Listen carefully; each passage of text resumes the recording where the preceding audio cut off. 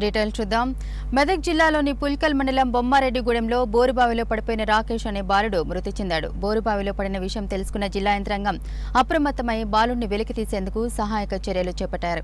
RDO Nagesh ఆధ్వర్యంలో దాదాపు 24 గంటల పాటు సహాయక చర్యలు కొనసాగించారు. అయినా ఫలితం దక్కలేదు. బాలుడికి తాత్కాలికంగా పైపు ద్వారా ఆక్సిజన్ అందించినప్పటికీ ఉపయోగం లేకుండా పోయింది.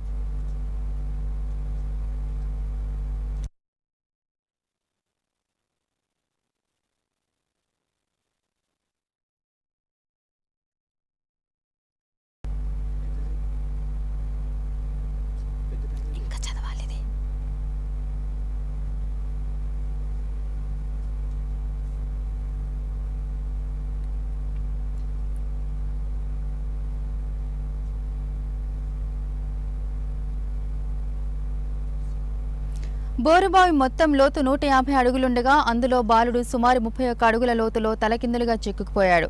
బావి చుట్టూ సమాంతరంగా 2 ప్రొక్లైనర్లతో తవ్వకాలు జరిపారు. రెస్క్యూ టీంలు, ఎన్డీఆర్ఎఫ్ బృందాలు బాలుడిని రక్షించేందుకు అన్ని విధాలా శ్రమించారు. చివరి నిమిషంలో బాలుడు కాలుకి తాడు కట్టి బయటకు తీసి హుటాహుటిన ఆసుపత్రికి తరలించారు. అనంతరం బాలుడు మృతి చెందినట్లు డాక్టర్లు నిర్ధారించడంతో రాకేష్ తల్లిదండ్రులు శోకసంద్రంలో మునిగిపోయారు.